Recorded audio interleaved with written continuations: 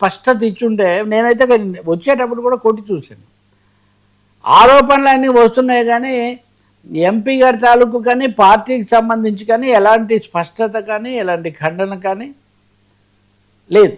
So ఇది ఒక దీన్ని చక్కదిద్దాల్సిన అవసరం ఉంది. ఇంకోటి ఇటువంటి వివాదాలు ఇలా పెరుగుతూ పోతుంటే పదే పదే ఆరోపణలు వస్తుంటే కూడా దానివల్ల విశ్వసనీయతకు ఆయనకొక్కడికే కదా ఆయన కోసం పనిచేసిన వాళ్ళకు కలిసి ఉన్న వాళ్ళకు కూడా ఇదొక సమస్య అవుతుంది కదా.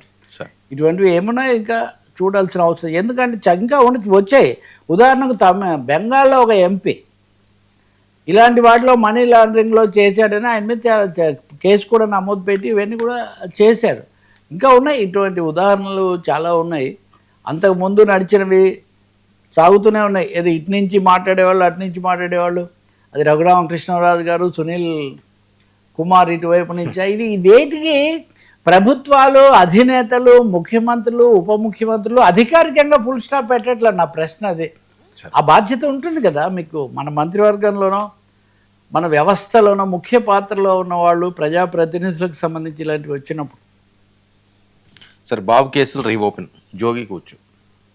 జోగిది ఒకటి, ఆయన మద్యం కుంభకోణం, దాంట్లో అప్పుడు అద్దేపల్లి అని అతను ఒక ఆయన పట్టుకున్నారు కదా, ఆయన నుంచి జోగి ఖాతాలోకి నిధులు బదలాయించబడ్డాయని పోలీసులు అనుబంధ ఛార్జ్షీట్ వేసి దాంట్లో చెప్పారు. వీళ్ళకు రిమాండ్ కూడా పొడిగించారు.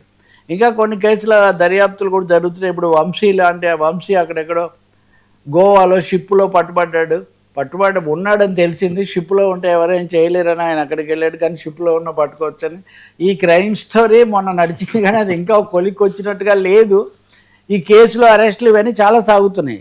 కానీ రెండో వైపు నుంచి చూస్తే చంద్రబాబు నాయుడు మీద కేసులు ఉపసంహరిస్తున్నారు సిఐడి ద్వారా. అప్పుడు మిస్టేక్ ఆఫ్ ఫ్యాక్ట్స్, వాస్తవాల విషయంలో పొరబడడం వల్ల ఇటువంటి జరిగిందని చెప్పి ఒక స్కిల్ కేసు, ఇది డిజిటల్ కార్పొరేషన్ కదా, ఇట్లాంటివి ఉపసంహరిస్తున్నారు.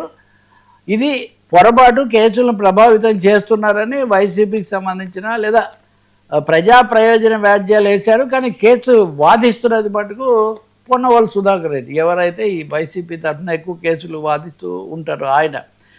ఈ ఏసీబీ కోర్టులోనే అడిగాడు ఆయన, మీరు కేసులు ఏ ప్రాతిపదిక మీద రద్దు చేశారో ఆ వివరాలు మాకు ఇవ్వండి అంటే ఏసీబీ కోర్టు మీకు ఇవ్వాల్సిన అవసరం లేదని తిరస్కరించారు. దాని మీద ఆయన హైకోర్టుకు వచ్చారు. హైకోర్టు కూడా అడిగింది, మీరు థర్డ్ పార్టీ కదా, మీకు ఏంటి సంబంధం, ఇవ్వనక్కర్లేదు అని హైకోర్టు న్యాయమూర్తులు ఆయన్ను ప్రశ్నించారు. కాదు, మీరు పలానా సెక్షన్ ప్రకారం నేను దీని మీద కేసు వేయాలనుకుంటున్నాను, కాబట్టి నాకు వాస్తవాలు నాకు కావాలి, ఇది పబ్లిక్ ప్రాపర్టీ. ఒక కోర్టు అలాగే ఒక సిఐడి విభాగం వాళ్ళు ఉపసంహరించుకోవటం కానీ కోర్టు దాని మీద తీర్పు ఇవ్వడం కానీ పబ్లిక్ ప్రాపర్టీ కాబట్టి దీనికి సంబంధించిన పూర్తి వివరాలు మాకు అందజేయాలి, అడిగే హక్కు మాకు ఉందని చెప్పారు. చివరకు న్యాయమూర్తులు ఏం చేశారంటే కేసు ఒక వారం వాయిదా వేస్తూ ఈ లోపల ఆ వివరాలన్నీ మాకు సమర్పించండి అని సిఐడికి ఆదేశాలు ఇచ్చారు. ఇప్పుడు చివరి ఆదేశం సిఐడికి ఇచ్చారు కాబట్టి వీళ్ళు సంతోషిస్తున్నారు,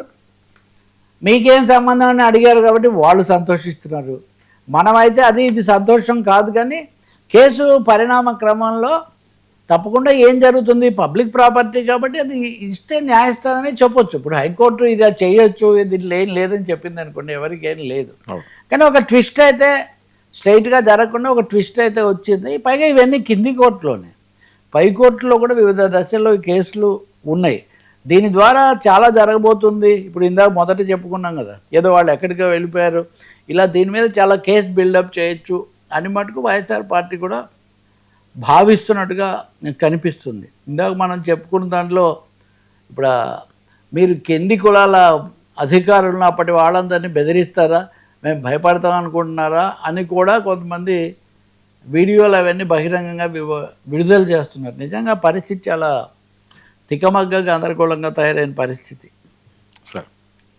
సార్ మళ్ళీ pan India mania, big star games, Pavan Kalyan కొత్త సినిమా అనౌన్స్. సహజంగా అన్నీ అవుతున్నప్పుడు సినిమాల గురించి కూడా ఈ రన్నింగ్లో చూసుకుంటారు కదా. కొంచెం గత ఏడాది ఎక్కువ భాగం కొన్ని నిరుత్సాహపరిచే భారీ సినిమాలు, ఉదాహరణకి ఎవరో స్టోరీ పెట్టారు, 10 మంది దర్శకులను చూస్తే ఒకటి కూడా వాళ్ళకేమి, మిగిలిన దర్శకులు సుదీర్ఘ